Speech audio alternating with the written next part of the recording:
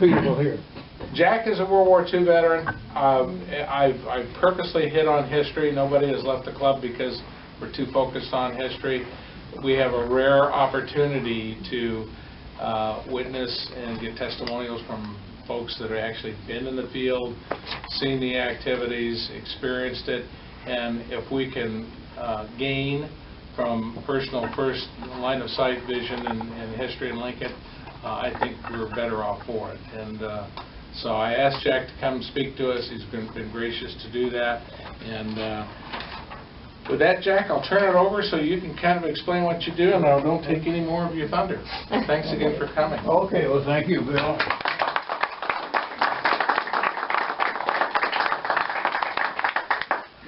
As Bill just told you, my name is Jack Holder.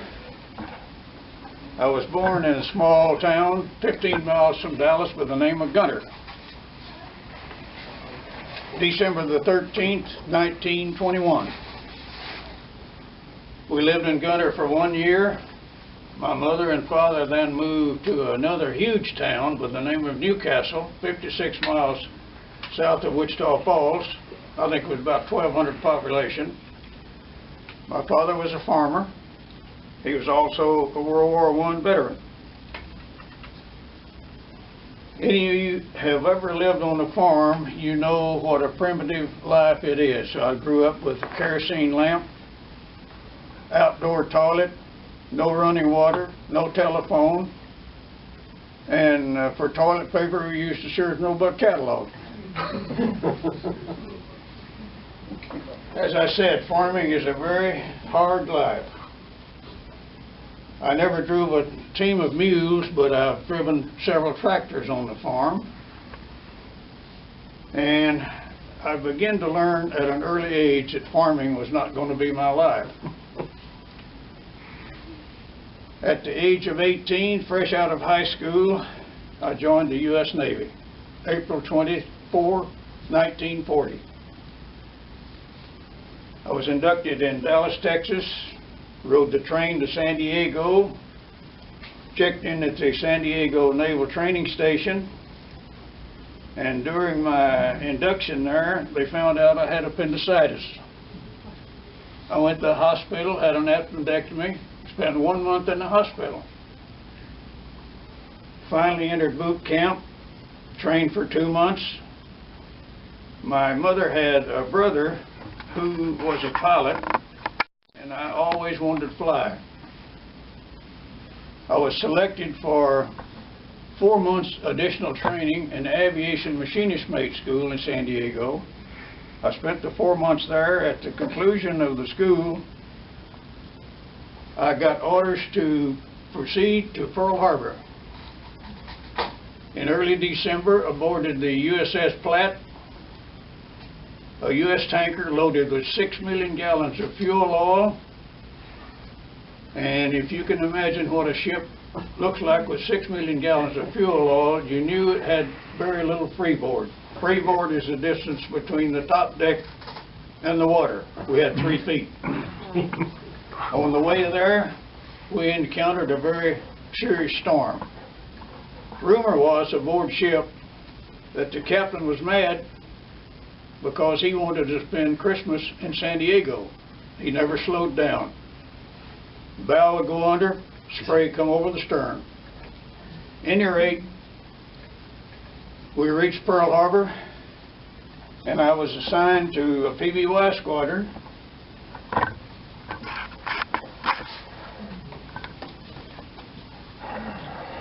Which is a Navy flying boat, commonly referred to as a Catalina flying boat, VP-23.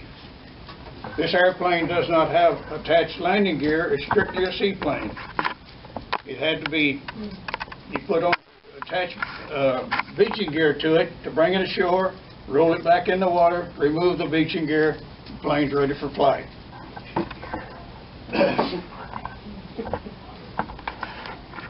This was our hangar, VP-23. This is VP-21.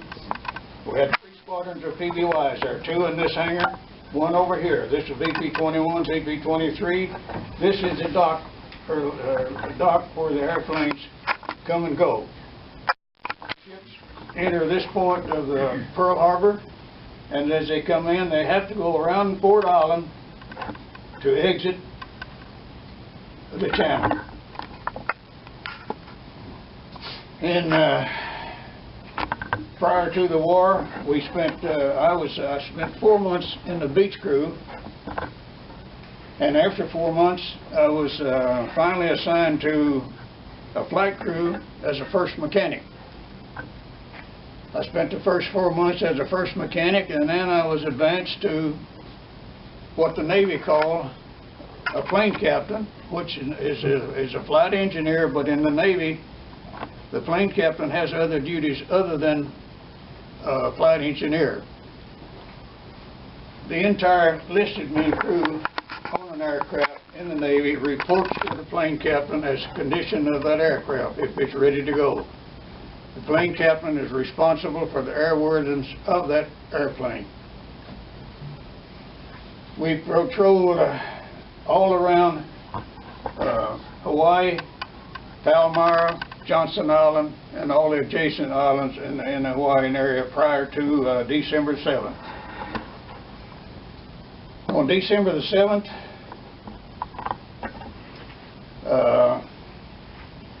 our Japanese struck Pearl Harbor. Admiral Nagumo had planned to strike Pearl Harbor on a Sunday, hoping that all the ships would be in the harbor. Even though his intelligence told him that the carriers were not there, he decided to proceed with the raid.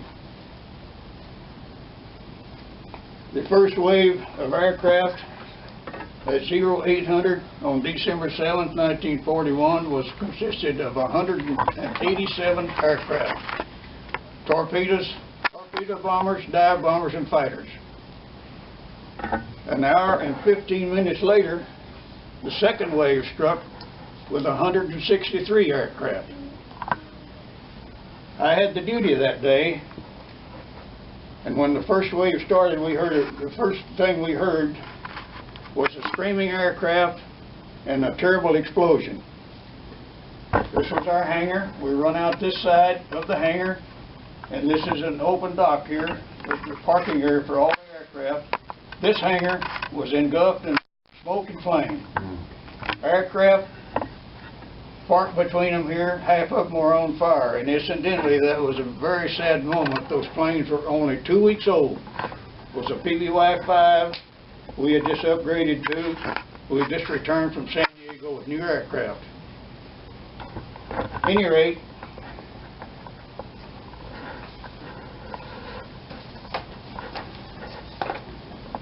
I'll get to this in a moment. Someone in our section knew that there was a sewer line under construction behind our hangar. He says, "Let's go to the ditch. Follow me." We all ran, jumped in the ditch, and just prior to that, we had seen, when we first ran out of the hangar, we seen a Japanese aircraft circle over the hangars with the rising sun insignia. We knew immediately what had happened. At any rate, we all jumped in the ditch. One of the Japanese planes spotted us, made a circle, strafed the ditch, hit the dirt piled up beside the ditch, missing us by a mere 4 feet. At any rate, I don't know how long we were in there, but I can tell you many things went through my mind. I guess we were in there, but when I first seen the aircraft coming, I said, well, is this going to be the end of my short Navy career? At any rate, when we come out, this is what our airplanes look like. This is sailors moving. PBYs there, you can see the trailing edge of the wings, which fabric cover, it's all burned off. Sailors moving aircraft that were damaged away from those that weren't damaged. And I was instructed by our leading chief to help ready the commanding officer's aircraft. His aircraft was in the hangar undergoing a small maintenance check. We had to ready it for flight. When it was completed, we rolled the aircraft out, loaded it with fuel, loaded on two 1,000-pound bombs. The captain and his crew flew for 19 hours looking for the Jap task force. Never found a thing, of course. I had the misfortune of seeing all this devastation. I seen the destroyer, Shaw, in floating dry dock here, struck with a torpedo. The Arizona, Nevada, Tennessee, West Virginia. This was all Battleship Row. The Oklahoma was struck by a torpedo, turned turtle up. Sailors inside were scrambling to get out, going from the top deck, of course, trying to get out through the keel. We had construction crews on top of on the bottom of the ship at that time, which became the top, with cutting torches, getting sailors out of the ship.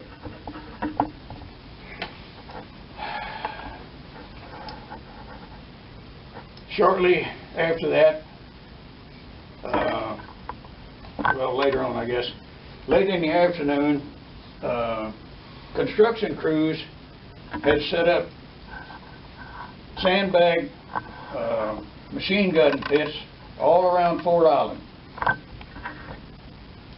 They had one built right here that I occupied for 3 days and nights, along with 2 other shipmates. On the 4th day, we were allowed to return to our barracks. We found that all lockers had been broken into to retrieve white clothing for bandages, and at that time we received 2 postcards. It had 2 inscribed options on them.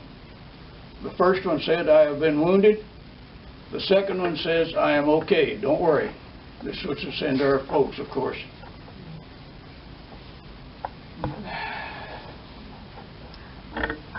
When this was all over,